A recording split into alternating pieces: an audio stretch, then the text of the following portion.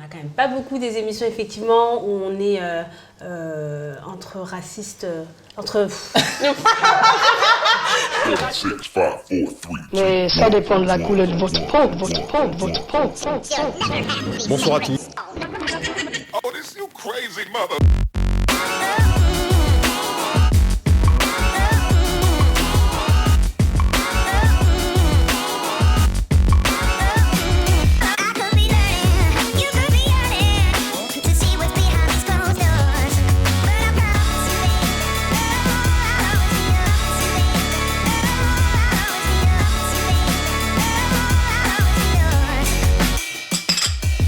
Au Cotton Club.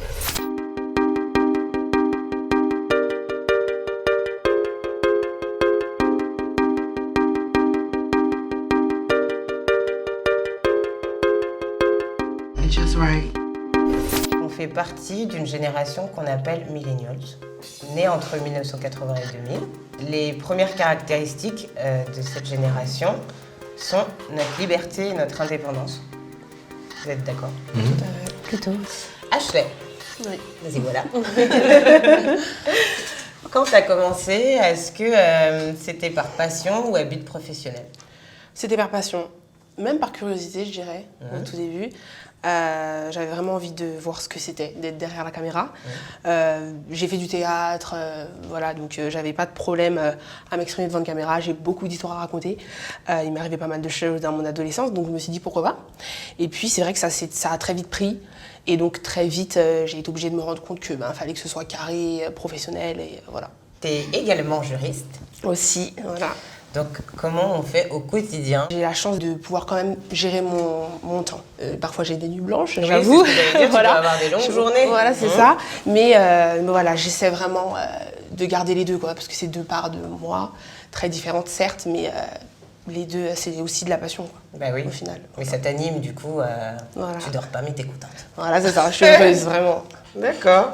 Est-ce que Madina, tu pourrais nous dire comment tu as décidé de te lancer dans ton activité?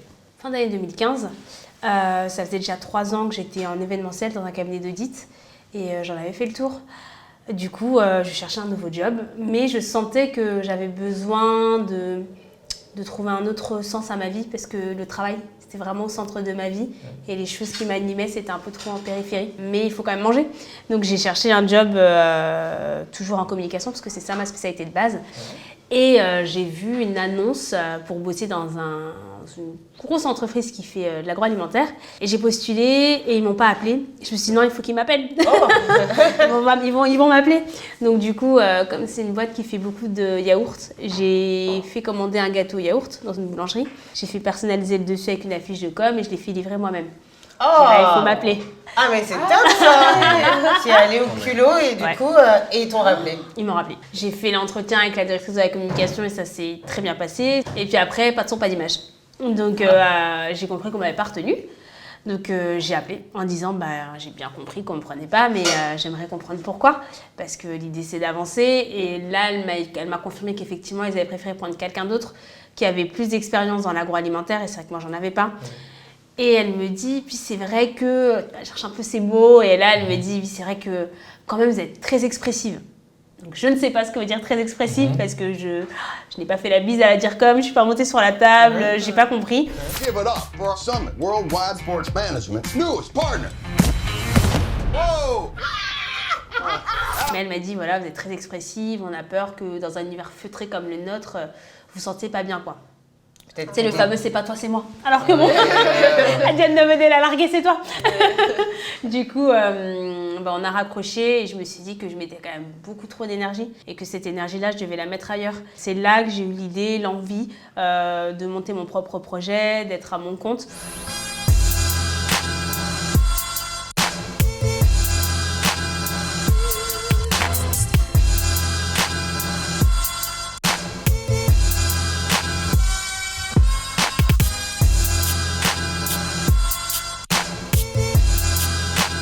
Est-ce que tu as toujours été ambitieux? En primaire ou début collège, je sais pas pourquoi, mais j'étais persuadé, sans savoir ce que je ferais plus tard dans ma vie, mais que je serais à mon propre compte. Et en fait, j'arrive pas à me motiver pour quelque chose qui ne provient pas de ma propre volonté. Pour moi, si tu mets des limites, ça me va pas. J'arrive pas à être dans une case, j'arrive pas à avoir une semaine qui ressemble à l'autre, j'arrive pas à avoir une journée qui ressemble à l'autre, que ce soit mes parents, que ce soit mes oncles, etc. La plupart sont à leur compte, sont en profession libérale ou chef d'entreprise. Et Tu voulais clairement leur ressembler. je sais pas si je voulais leur ressembler parce que tu fais pas forcément le rapprochement quand t'es plus jeune. Mais ouais, pour moi, c'était une évidence. Sans faire de tribalisme à deux balles, je pense que ma culture est liée aussi pour beaucoup. Je suis originaire du Cameroun, je suis bamileke. Je suis fier de le dire et je suis fier de l'être. Et c'est vrai que ça fait vraiment partie de la culture bamileke d'inculquer le travail. T'es ambitieux, tu fonces, t'as ton plan, c'est même naturel. Est-ce que tu pourrais nous raconter quel a été ton plus grand sacrifice? J'étais entre mes 24 et mes 25, pas marié, pas d'enfant, pas de crédit sur le dos. Je finissais tout juste mes études. Concrètement, pour moi, je risquais pas grand-chose. Au pire, si ça marche pas, j'ai d'autres idées et je ferai autre chose. Et je trouve ça plus courageux, quelqu'un par exemple qui a 35 ans, qui est marié, crédit sur le dos, qui est dans sa petite routine, de tout plaquer pour se lancer dans l'entrepreneuriat. Là, franchement, je sais même pas si j'aurais le courage de faire ça. Quand tu es entrepreneur, tu veux te lancer dans un truc parce que tu sais le faire, mais tu sais juste faire cette chose-là. Et moi, ma vision de l'entrepreneuriat, c'est en fait, tu t'inscris pour un décathlon alors qu'en fait, tu gères 3 matières, quoi. Tu vois. Et en plus, donc il t'en reste 7. T'as pas le matos, t'as pas forcément le budget pour te payer un coach qui va te mettre à niveau. Carrément. Donc oui, tu sais faire une chose, c'est cette chose qui t'a permis de te dire voilà ce que je veux faire. Mais quand t'es entrepreneur, il faut savoir faire beaucoup de choses et il faut être excellent dans toutes ces choses-là. T'as pas le choix. C'est énormément de boulot, énormément de temps que tu consacres à tes activités. Mais c'est vrai que dans tes relations sentimentales, c'est plus compliqué. Quand j'avais 25 ans, j'étais peut-être avec celle qui aurait pu être la femme de ma vie. Mais je sais que j'ai tellement charbonné. Au final, j'ai fait passer mon travail avant elle. Peut-être que s'il n'y avait pas eu Roots, au moment où je te parle, je serais marié avec des enfants. C'est celui-ci ton plus grand sacrifice? Bah clairement, je pense que ouais. D'accord. Je pense que ouais. Merci de ton honnêteté. Et donc, Ashley? Moi, je dirais ma vie privée.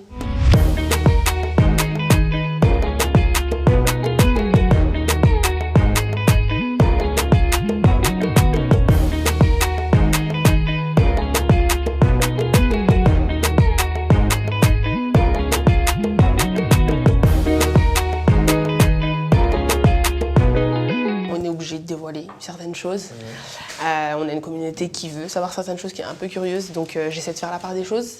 Mais c'est vrai que je pense que c'est ça. C'est qu'il y a des choses que j'ai pas pu faire autrement, que ce soit mes relations amoureuses, que ce soit quand je vais pas bien et que je disparais, qu'on me pose des questions. Voilà, alors, c'est pas parfois pu faire autrement que de dévoiler des choses en fait. Donc, Mike, Je t'écoute. est-ce que tu pourrais nous faire partager tes plus belles expériences? Forcément, le moment le plus marquant, c'est quand tu sors le premier numéro. Les magazines, donc je les faisais imprimer en Espagne. En fait, j'avais donné comme point de livraison la boutique de ma mère. J'ai rempli toute la boutique, elle a pété les plombs. Il y avait combien d'exemplaires comme ça? Il y avait 10 000 exemplaires, le premier numéro il tirait à 10 000 exemplaires. Mais moi je me rendais pas compte de ce que ça représentait. C'était assez marrant et je me rappelle du moment où j'ai ouvert pour la première fois le carton, j'ai touché le magazine, je l'ai regardé. C'était la concrétisation de ce que tu avais dans la tête qui se retrouvait face à toi. Je te cache pas que la première fois que j'ai interviewé Samuel Eto'o, j'étais comme un enfant. Vraiment. Après, le moment qui m'a le plus... où vraiment je me suis dit, waouh, je fais vraiment ce qui me fait kiffer, c'est le premier défilé auquel j'ai assisté en Afrique, en plein désert du Sahara. C'était fou. Ça doit être top, ça? Ouais, c'était fou. Et juste après, en plus, on a shooté. Et c'était la première cover qu'on faisait en Afrique. Et c'était incroyable. Magnifique.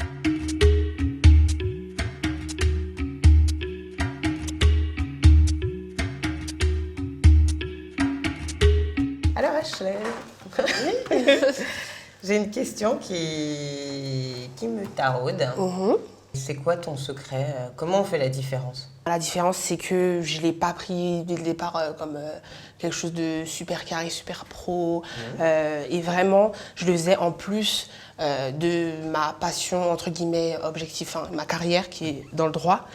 Et ce qui fait que je ne me mettais pas de barrière, je ne me suis pas mise dans une case, je ne me suis pas dit, voilà, je vais faire de la beauté, je vais faire de l'humour, je vais faire, voilà. Je me suis dit, je vais être moi-même. C'est pas mon métier, c'est pas ma carrière. Voilà, le droit passera toujours avant. Parce que c'est une passion aussi, hein. J'ai la chance d'exercer dans ma passion, voilà. Et c'est en fait le fait de me dire que je peux faire les deux. C'est ça qui me rend fière, je me dis je peux faire les deux et tant que je pourrais faire les deux, je ferai les deux. Tu connais pas Neiva? Neiva, c'est une petite fille de 9 ans qui est drôle, qui est assez franche. Sur le tome 1 notamment, elle a du mal à garder les secrets. Et un jour, elle apprend justement un secret sur son grand frère Ibrahima qu'elle a du mal à garder pour elle.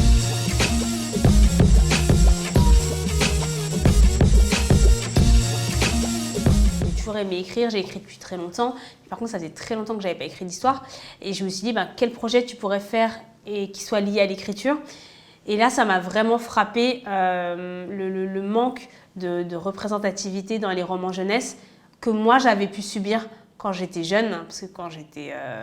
j'ai toujours aimé lire, depuis toujours. Les Malheurs de Sophie, Les Aventures de Tintin, Tom Tom et Nana, Boule et Bill, et j'en passe, le petit Nicolas. Et tous ces personnages sont très sympas, mais ils sont quand même très blancs. Et moi, je suis très noire. Donc forcément, il y avait un problème de représentativité qui était très important. Et moi, quand on est petit, on ne se rend pas compte de ça.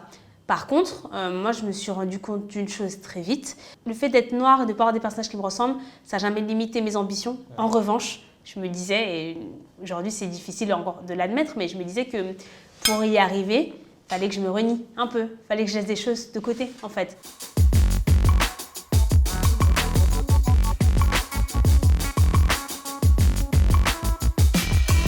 Quand t'as l'argent, t'as le pouvoir. Quand t'as le pouvoir, tu finis par être respecté par tout le monde. Et donc c'est pour ça que j'ai choisi ce titre qui introduit notre seconde partie. Money, power, respect.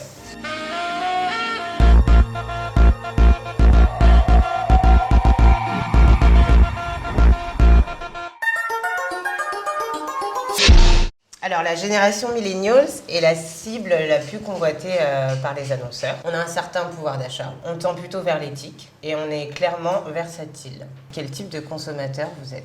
Moi, je suis plutôt une consommatrice qui consomme utile, tu vois. Plutôt que l'expérience, c'est très bien, mais je pense que moi, j'ai besoin d'un peu plus pour pouvoir me mettre à consommer, quoi. C'est pas ça qui va me driver. Je suis plus dans ce côté un peu plus utile que vraiment uniquement dans l'émotion. Si je vais dans un magasin, c'est que je sais déjà ce que je veux acheter. Mais en revanche, je peux être, je sais pas, dans Paris, je vais être là, je vais à un rendez-vous chez un client, et hop, je passe devant une boutique, il y a un truc qui me plaît, je me fais cloquer.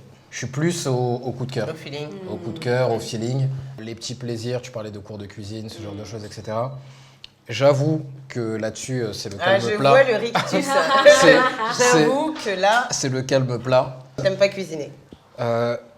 Je sais pas cuisiner. D'accord. Au moins c'est clair. Je sais pas C'est clair, cuisiner. je sais Hyper pas honnête. cuisiner. Je sais pas cuisiner. Et je ne veux pas apprendre. Mais je me demande si c'est pas trop tard. Jamais trop tard. Arrête, mais t'as quel âge? HLM. C'est trop tard, tu plaisantes. Oh là Je me là. dis, c'est des réflexes T'as toute une vie. qu'il faut acquérir Non, plus mais tôt. toute une vie, tu peux pas dire ça. Mais non. Est-ce que j'ai pas développé une fainéantise Je pense ça. que oui. Non mais, Merci. non, mais Voilà. qui Merci. est irréversible. Ah, non. Non, mais ça c'est parce que tu Non, veux qu'elle le je soit. pense qu'il Parce faudrait qu'honnêtement, que moi, tu me laisses plus de 30 minutes dans une cuisine, c'est comme si j'étais séquestré. C'est pas- je suis C'est pas vrai bien, Toi aussi, c'est pareil. Non, vraiment, Ah bon? vraiment.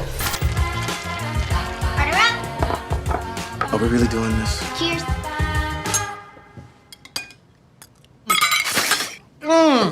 Vas-y, Pareil. vas-y. Ah non, je suis pareil. Je sais rien faire, je sais pas. Je sais Non, mais- rien mais- faire. non, donc parce tu que veux tu pas fais dire une ça. recette. Moi, par contre, j'ai confiance. Je pense que je peux apprendre. J'ai envie d'apprendre. Je sais que j'apprendrai un jour, peut-être. Et donc, toi, t'es quel type de consommatrice? Ça fait pas très longtemps que je suis dans la vie active, mais dès le début, je suis très raisonnable. Moi, j'adore gérer mes finances. J'aimerais tellement dire ça. J'adorais Je sais économiser. que c'est bizarre, c'est bizarre. Je suis la C'est seule ma dans ma passion. famille comme Plus ça on comprend monte, pas. plus Voilà. tu kiffes. Ah oui, ma mère me dit souvent, prends en charge les comptes de ton frère, parce que ça va pas du tout. Quoi. J'adore ça, ouais, vraiment.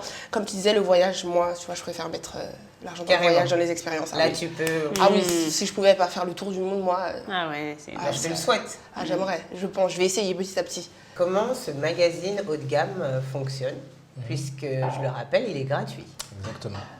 Donc c'est avec la pub des annonceurs. Et en fait, ce que les gens ne savent pas pareil, c'est que même tu prends la plupart des magazines qui sont en kiosque, plus de 80% de leur chiffre d'affaires, c'est la pub.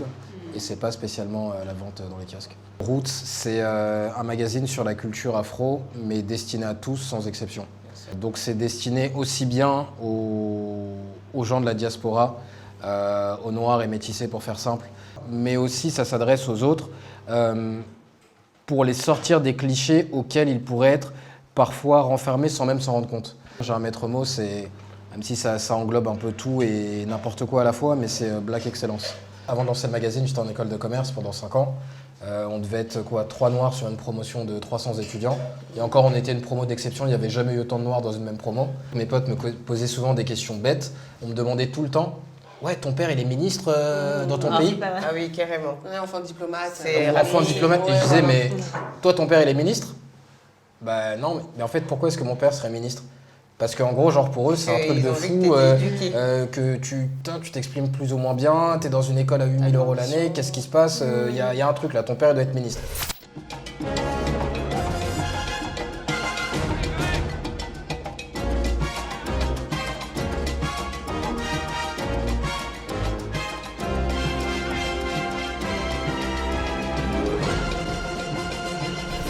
Non, vous savez, il y a aussi des gens qui sont boursiers, il y a des gens dont les parents sont médecins, il y a des gens dont les parents sont avocats, il y a des gens dont les parents sont chefs d'entreprise, ça existe aussi. Et en fait, bah, c'est parce que tu ne vois pas ces profils-là dans les médias. Ils n'existent pas. On en vient à voir même des humoristes débattre, des humoristes noirs débattre avec des intellectuels blancs. Vous êtes d'accord avec ce qu'ils ont fait ? Le jour où tu vas voir Titeuf ou j'en sais rien moi, ou Mimi Mati débattre avec un intellectuel, ça arrivera pas. En fait, non, mais je sais pas si tu vois. Et en fait, l'idée c'était de faire un média qui montre, qui montre autre chose. Aussi bien pour nos petits frères qui eux-mêmes s'auto-persuadent que c'est pas possible, parce qu'ils voient pas d'exemple de réussite, et pour les autres qui se disent ouais, bah de toute façon ils sont bons qu'à taper dans un ballon ou à faire rire. Comment toi t'as pu t'imposer dans le milieu de la presse ? En fait, les gens se sont dit enfin, ça fait du bien. Tu l'as entendu ? Ouais, clairement. Et honnêtement, j'ai pas eu trop de difficultés dès le premier numéro à signer des annonceurs parce que je sentais que c'était un magazine dans lequel, en fait, qui redonnait de la fierté et dans lequel les gens se retrouvaient. Mais Dina, toi aussi, t'as entendu ce « enfin » quand t'as sorti ton livre. Des femmes qui me disent « Oh là là, mais merci, mais c'est le livre que j'aurais voulu lire quand j'étais enfant ». Et moi, c'était clairement l'objectif et c'est comme ça que je l'ai pensé. C'est pour ça que je me suis mise aussi à écrire parce que je me suis dit, nous, on n'a pas eu cette chance-là. C'est pas grave, il faut avancer. Par contre, on n'a pas le droit de laisser passer le train pour la génération qui arrive. C'est clairement pour tout le monde, d'autant plus que moi, quand j'écris, j'aime bien avoir une double lecture. Les messages universels que peuvent transmettre les romans jeunesse, la valeur de l'amitié, le fait de savoir garder un secret, etc. Ça, même à l'âge adulte, on est confronté parfois à ce genre de questionnement. C'est clair. Donc oui, je suis complètement d'accord avec toi. Tout le monde y trouve un peu son compte et moi, c'est ce que je voulais. On est entre nous. Oui. Ça gagne combien une youtubeuse ? De mon rang, ça varie en fonction de la fréquence de poste, en fonction des annonceurs, en fonction de la période. Par exemple, en décembre, tu vas super bien, ça va te rapporter énormément parce que c'est Noël, tout le monde consomme, les annonceurs sont à fond et tout. Donc voilà, c'est comme ça que ça se passe. Mais j'ai pas répondu à la question. Oui. J'ai bien esquivé, tu vois. Exact. Donc ouais, non, à mon rang... T'as fait une carotte. Ouais. C'est la vérité, j'avais moi-même oublié. Une petite fourchette, je dirais que moi, à mon niveau, voilà, ça va varier entre 3 000 et 5 000 sur le mois. Quoi. Sur le mois. Ouais. Ah, chef arrive. Ah, c'est toujours la surprise.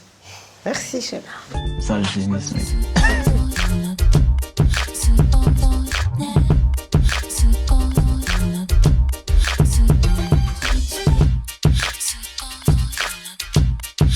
Alors, c'est un risotto de mafé avec des légumes, brocoli cuits à la vapeur, et radis et gambas.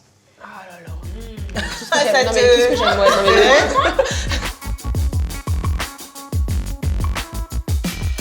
Comment tu t'y es prise pour financer et éditer ton roman? Moi, j'ai édité 2 tomes et à chaque fois, j'ai fait la même chose, c'est-à-dire que j'ai eu des fonds propres.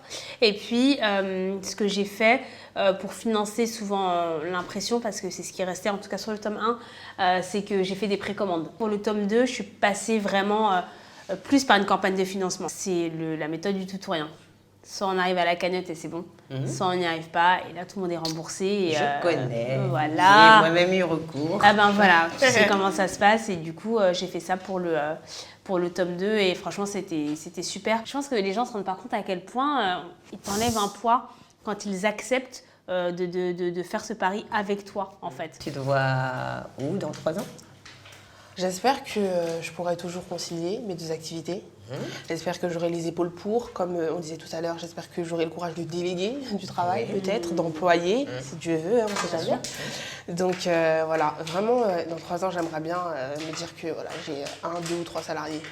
J'aimerais trop. Quel regard ton entourage porte sur ton activité que en fait, tu as construit en très peu de temps? Un peu étonnée, un peu de peur, de crainte que je puisse pas tout gérer, que même émotionnellement que ce soit peut-être un peu trop dur pour moi, psychologiquement aussi, de la pression. Donc un peu effrayée, mais aussi très, très, très heureux, enfin tout mon entourage très heureux pour moi parce que ça se passe bien, parce qu'ils ont l'impression que je gère pour l'instant, que j'ai les épaules pour. Donc voilà, et puis je suis de très près. Tes amis, tes copines aussi? Ouais, pareil, ça change, ils ont l'impression que ça change un peu, ça a changé ma vie littéralement en fait, donc voilà, très contente. C'est un peu différent parce qu'il faut trouver du temps. J'ai un peu moins de temps forcément. Mais voilà, très compréhensif. Selon plusieurs études, notre génération serait celle qui a le moins de rapports sexuels. Est-ce que ça te surprend, Mike?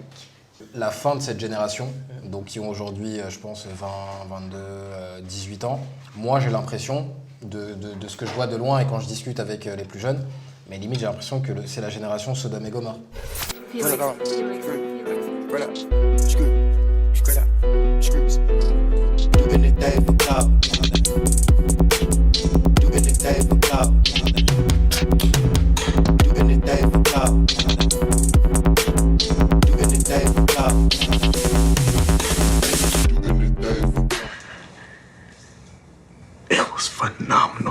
L'étude en question m'étonne un peu. On a fait la même tête. Attends, parce qu'elles ont fait...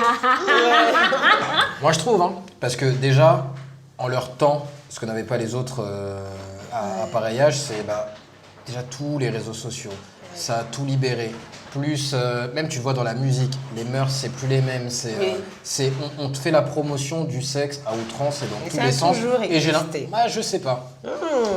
Je sais pas. Moi, je pense qu'avec ces nouveaux outils-là, c'est devenu peut-être un peu plus obsessionnel. Mais ça veut pas dire que tu faisais moins avant. Moi, je pense parce que, si, pour moi, vraiment, regarde il n'y avait pas de moyens avant. Tinder. Il a raison pour Tinder. C'est-à-dire qu'avant, c'était peut-être un peu plus dur. Donc peut-être que ça réduisait. Non, ça n'existait pas, donc c'était peut-être un peu plus dur d'autant rencontrer et d'autant... Non, peut-être que la fréquence est moindre, mais en tout cas le nombre de partenaires, mais ça n'a rien à voir. Excuse-moi, j'allais les dire. Gages Paty, tout ça là, franchement, excuse-moi, il y avait quand même des clips, américains qui nous arrivaient, pardon. C'était on déjà pas, ouais, franchement, il n'y avait pas que des ravis de la crèche, quoi.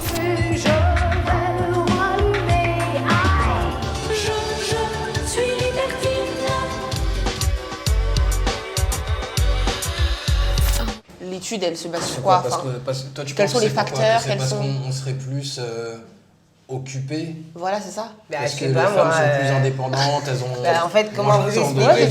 C'est moi qui pose les questions.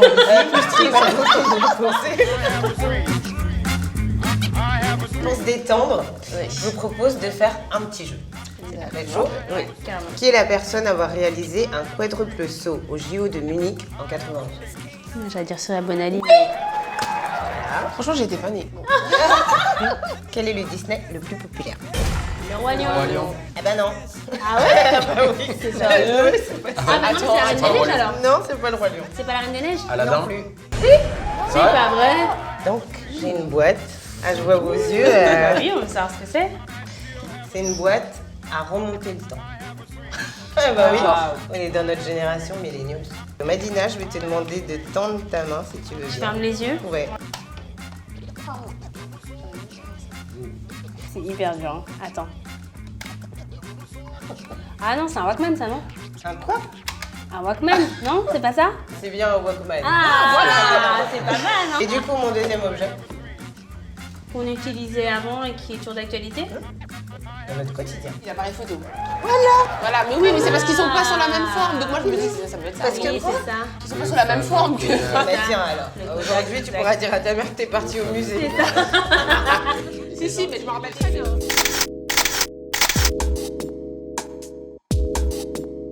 Sur quel réseau social es-tu le plus actif et pourquoi? Par exemple, Facebook, je suis dessus depuis 2008. C'était vraiment les débuts de Facebook. Même pour les pages pro, Roots Magazine et tout, on avait communiqué à fond sur Facebook. Et Instagram, je sais pas, j'avais complètement zappé. Jusqu'à ce que tout le monde me dise que mais t'es fou, c'est Insta, la base, etc. T'as loupé le Et coche, depuis... là t'étais pas avant-gardiste. Et d'autant plus que les algorithmes ont changé. Mais non, maintenant c'est Instagram à 80%. T'es d'accord aussi, toi aussi, Ashley? Tout à fait, vraiment. Parce que, ne serait-ce que professionnellement parlant, je trouve, pour les marques, voilà, on voit que les sociétés, les professionnels ont compris que Instagram, c'était là où il fallait être et que ça allait... que c'était vraiment un outil et ça permettait de mettre en place, de créer plein de contenus. Ça change de la télé, quoi. Et en même temps, c'est tout aussi puissant, quoi. Donc vraiment, dans Instagram, c'est là où il faut être pour moi. Par contre, moi, je suis pas d'accord quand on dit que Facebook, c'est pas encore à mettre à la poubelle, hein. Je pense que Facebook, ça dépend vraiment de ce qu'on veut y faire, de comment on l'utilise, etc. Si tu as une page pro, aujourd'hui, si tu payes pas, il se passe rien. Oui, non, mais ça complètement. va pas décoller. Mais moi, Alors que Instagram, complètement tu d'accord. as des gens qui arrivent à faire marcher On est leur tout à fait Instagram sans d'accord. mettre 1 euro. payer, Mais voilà. Facebook, si tu payes pas, c'est fini. Non, mais on est d'accord, mais ça veut pas dire que du coup, ça ne marche pas. Twitter est un réseau intéressant aussi, hein. En termes de débat, de discussion. C'est vraiment un bon réseau pour ça. Et tu trouves pas que c'est le plus haineux, comme ils aiment bien le dire? Ça c'est vrai, c'est bien pour ça que je ne poste pas. D'accord. Non. C'est bien pour ça que je Mais t'y es poste pas. quand même. Mais je suis dans le sens où c'est vraiment c'est des lettres, quoi. C'est du texte, c'est des phrases. C'est différent d'Instagram. Mais je trouve que c'est tout aussi intéressant, vraiment. Twitter, c'est un média engagé. Ça n'est pas forcément, mais qui engage des sentiments, parfois très négatifs, parfois très positifs. Mais Et on dès lors où oublie t'es, positif. bien Voilà. sûr, et l'engagement positif peut y être extrêmement fort aussi, quoi. Si tu prends tous les gros Instagrammeurs, je sais pas si ça se dit, tous les gros Instagrammeurs ou influenceurs qui font des vidéos, la plupart, c'est grâce à Snap qu'ils ont pété. C'est pas grâce à Instagram. Et c'est vrai, déjà. Ils faisaient leurs vidéos, leurs machins sur Snap. Je sais pas, j'ai l'impression que les communautés s'agrègent plus facilement avec les gens. Ouais, tout à fait. Sont plus, il y a plus de proximité. Moi, je suis partisane de ça sert à rien d'être partout, contrairement à ce qu'ont voulu faire beaucoup de marques. Et tu vois, les premières marques, quand elles sont arrivées sur Facebook, on n'en voulait pas parce que tu sais, t'avais l'impression que c'était tes parents qui venaient à ta soirée, quoi, entre potes. Alors, là, C'est bien résumé. c'est quoi le projet? Qu'est-ce que vous faites là? C'est un peu gênant. Parce qu'elles n'avaient pas trouvé leur ton et parce qu'elles se disaient, je dois être là pour être là. Or, il faut repartir de, non, attends, comment je m'adresse, moi? C'est quoi mon positionnement? Qui je suis? Et en fonction, on s'adapte en fait. Est-ce que les réseaux t'ont déjà permis de faire des rencontres et des découvertes qui ont changé ta vie? Grâce à Facebook, quelqu'un qui est à Los Angeles, qui est je sais pas où en Afrique du Sud, même qui est à Paris mais que tu connais pas, tu peux accéder à n'importe qui. Et ça m'a énormément facilité, donc ça a changé. Je pense que ça a changé toute la donne par rapport à mon métier. Après, par rapport à ma vie perso, je suis visible sans être visible sur les réseaux sociaux. Je me protège. Il y en a qui utilisent les réseaux pour montrer toute leur vie. Moi, c'est le contraire. Tu me verras jamais de photos de moi en soirée ou avec mes potes bourrés ou en vacances ou chez moi. Avec tes potes bourrés, parce que ça t'arrive. Évidemment que ça arrive.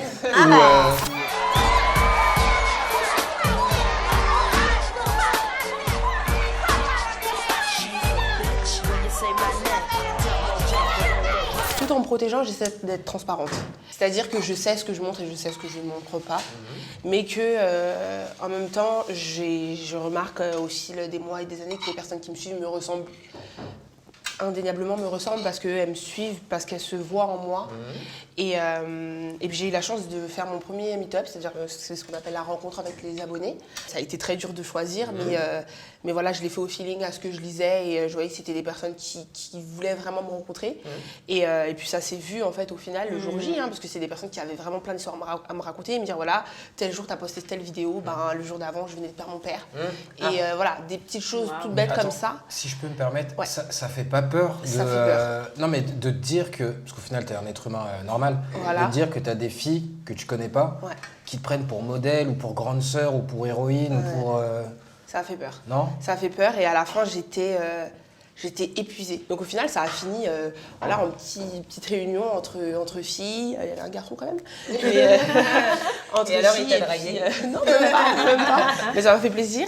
Et non vraiment ça a été quelque chose d'extraordinaire. Mais mine de rien c'était tellement fort que je ne sais pas si je pourrais le refaire d'aussitôt. C'est vrai. Donc dans tous les cas, ça t'a pris quand même beaucoup d'énergie et beaucoup de ta personne. C'est ça, c'est ça. Vous avez bien mangé? Ouais, c'était super bon. On a bien parlé. Oui. Toutes les bonnes choses ont une fin. Mais je le dis, c'était vraiment cool de vous recevoir. Oui, c'était génial. Plaisir partagé. Donc Madina, où est-ce qu'on peut se procurer les aventures de Neil? Il y a pas mal de points de vente.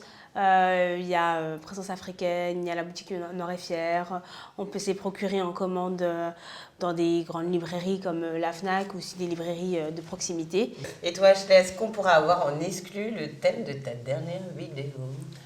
Bah, je pense que ça va Ashley parler... fait du jardinage. Je pense que je vais parler argent. C'est-à-dire que c'est une vidéo que je voulais faire depuis plusieurs mois, c'est-à-dire voilà, comment gérer, comment économiser, comment... je vais regarder. Voilà, Moi aussi, je vais prendre. Tu te sens concerné, c'est ça. Voilà, ça. Et toi, Mr. Mike? Alors il y a la liste de tous les points de distribution sur le site. Donc la distrib, elle se fait en Ile-de-France et dans les capitales des pays concernés, chez nos médias partenaires et nos propres events. Parce qu'à chaque sortie de magazine, on fait un cocktail. Et voilà. D'accord. Voilà pour la distrib. Chef Félicitations. Michael Taubira. Ok. Hein, il a du talent au bout des doigts. Vous, quand vous voulez, je vous donne même un trousseau. Vous êtes ici chez vous. Bah ouais, comme ça, il va me faire à manger tous les soirs. Merci à tous. Oui, vous êtes ici chez vous. Et je suis ravie de juste vous avoir reçu. Voilà. Merci à toi. Merci. Et merci l'équipe. Merci à vous de votre patience. Merci. Merci. Merci Cathy.